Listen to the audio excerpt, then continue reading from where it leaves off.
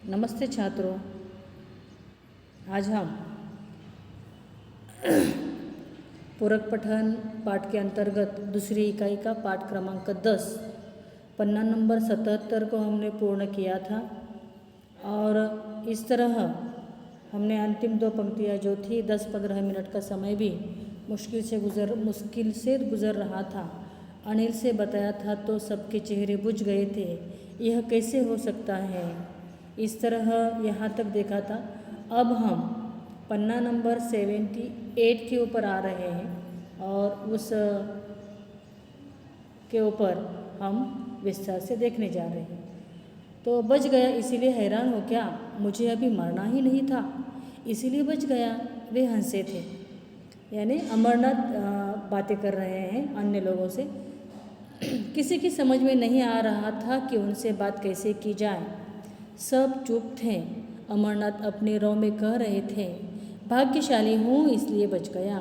मुझे ड्राइवर का दुख है। अगर मैं उस वक्त बेहोश न हुआ होता तो उसे बचा लेता, कभी भी मरने न देता। सब उनकी बात सुन रहे थे। उनकी तरफ देखकर अमरनाथ ने पूछा था, कुछ समस्या? मुझसे कुछ छिपा रहे हो तुम? क्या हुआ? देखिए, अब इन दो अनुच्छेदों में हमने क्या देखा है।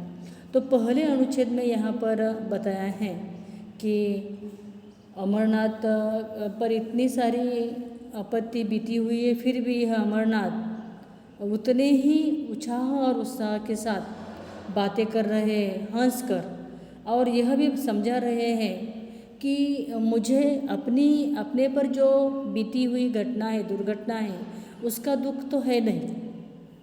तो फिर जो मेरा ड्राइवर था, वह ड्राइवर जो गया है उसका दुख है, उसकी मृत्यु हो चुकी है। उस वक्त अगर मैं बेहोश न होता तो मैं उसे बचा लेता, कभी भी उसे मरने न देता। यानी अमरनाथ किस किस्म का व्यक्ति है कि इतनी उस पर बीती है, दुर्घटना हो चुकी है, उसके पैर गए हैं काम से, अपाहिज हो चुका है, फिर भी वह ड्राइवर की चिंता में है। यह हैरान कर देने वाली बात है। इतने भी भल मानसाहत मनुष्यों में आज भी है।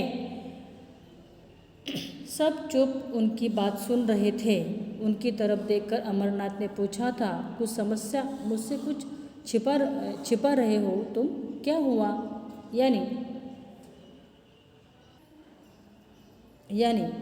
यहाँ पर दूसरे अनुच्छेद में फिर समझाया है कि जो उनके इर्द गिर्द सगे संबंधी और आस पड़ोस वाले लोग खड़े थे, वे उनके चेहरे पर हैरानी देख रहे थे अमरनाथ जी। इसीलिए अमरनाथ जी उनसे पूछ रहे हैं, क्या हुआ है? कुछ समस्या है तुम्हारे लिए? तुम मुझसे कुछ छिपा रहे हो क्या? अनिल ने डॉक्टर की तरफ देखकर कहा था, आप ही बता दीजिए डॉक्टर। डॉक्टर ने अपने को समेटते हुए से कहा था, अमरनाथ जी, ऐसी दुर्घटना में आप बच गए हैं, यह एक चमत्कार है। अब आप ठीक भी हो जाएंगे। लेकिन डॉक्टर अटका था, हिम्मत जुटाकर कह दिया था, देखिए, आपकी टांग बुरी तरह से कुचली गई है। बिना देखभाल के 4 घंटे आप वहाँ पड़े रहे, उनमें जहर फैल गया है, इसलिए वह रुका था। आपकी टांग काटनी पड़ेगी, नहीं तो शरीर में जहर फैलने का अंदेशा है। अमरनाथ ने अपने परिवार के लोगों की तरफ फिर डॉक्टर की तरफ देखा था और हंसे थे। टांग ही काटनी है तो काट दो।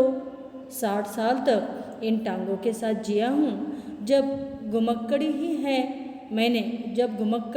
की है मैंने, देश में विदेशों में, पहाड़ों पर, समुद्रों पर, किनारे, रेगिस्तान में, पठारों में, सभी जगह घूमता रहा हूँ। जीने के लिए सिर्फ टांगे थोड़ी ही हैं, मेरे हाथ हैं। देखो, उन्होंने दोनों हाथ ऊपर उठाए थे। मेरा बाकी शरीर है। वे खुलकर हंसे थे। डॉक्टर ने चैन की सांस ली थी। अनिल बढ़कर पिता के गले लग गया था। बाबूजी, बाबूजी, अरे इसमें ऐसा क्या है? मेरा जीवन मेरी इस 3 फीट की टांग से थोड़ा ही टांग से बड़ा ही होगा ना? फिर क्या है? अमरनाथ की टांग कट गई थी। वे घर गए थे। ठीक है, यहाँ तक हम देखेंगे। इसका विस्तार से वर्णन मैं तुम्हें बताती हूँ, फिर बाद में हम अमरनाथ की टांग कट गई थी इसके अनुच्छेद के ऊपर जाएंगे। ठीक है, अभी देखिए ड्राइवर का दुख है, उन्हें यह भी पता चला कि उनसे कोई बात कुछ छिपा रहे हैं। तो आखिर अनिल ने डॉक्टर की तरफ देखकर कहा कि उनका जो सुपुत्र है अनिल, किसका, अमरनाथ का, वह डॉक्टर को कहता है कि तुम ही बता दीजिए। डॉक्टर ने अपने को समेटते हुए, साय अपने आप को संभालते हुए उस मरीज से यानी अमरनाथ से बात करनी चाहा। तो अब आप ठीक हो जाएंगे, परंतु प्रश्न शब्द आया फिर लेकिन। डॉक्टर अटका यानी रुक गया कि अब कैसे बता दिया जाए। आखिर उसने हिम्मत जुटाकर बता भी दिया कि आपके टांगों से बहुत सारा रक्त प्रवाह निकल जाने की वजह से और फिर उसमें जहर फैल गया है, इसीलिए यह कहकर फिर वह रुका। और फिर आपकी टांग काटनी पड़ेगी, नहीं तो शरीर में जहर फैलने का अंदेशा है।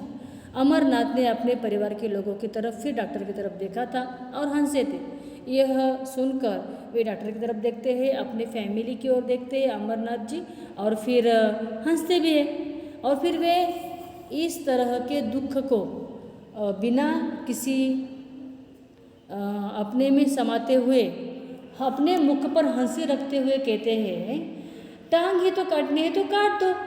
अभी देखिए वे किस तरह सेटिस्फाइड हैं अपने आप पर, अपने आप को वह किस तरह हल सुलझाने में यानी परफेक्ट है। देखिए 60 साल तक इन टांगों के साथ जिया हूँ, 60 साल मैंने इन टांगों का आनंद तो लिया है और खूब घुमक्कड़ी की है, बहुत सारा घुमा फिरा हूँ, देशों में गया, विदेशों में गया, पहाड़ों पर गया, समुद्रों के किनारों पर, रेगिस्तानों में, पठारों में, सभी जगहों पर वे घूमते रहे।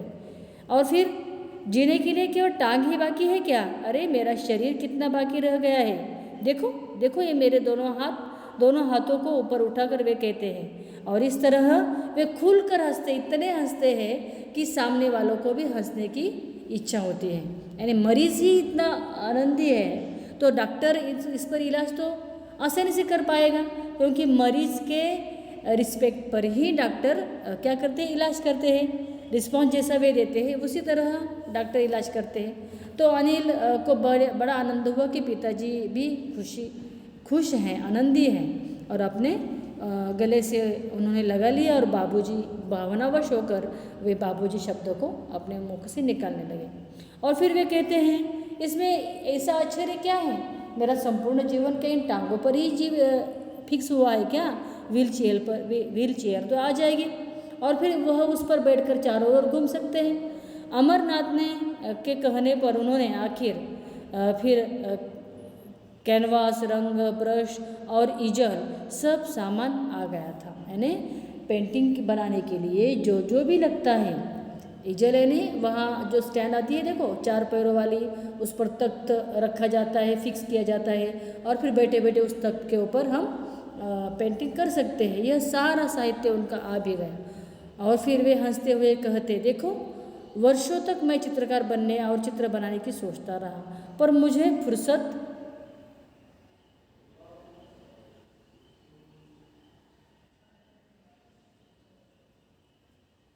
आगे वाला तो मुझे फुर्सत ही नहीं मिली।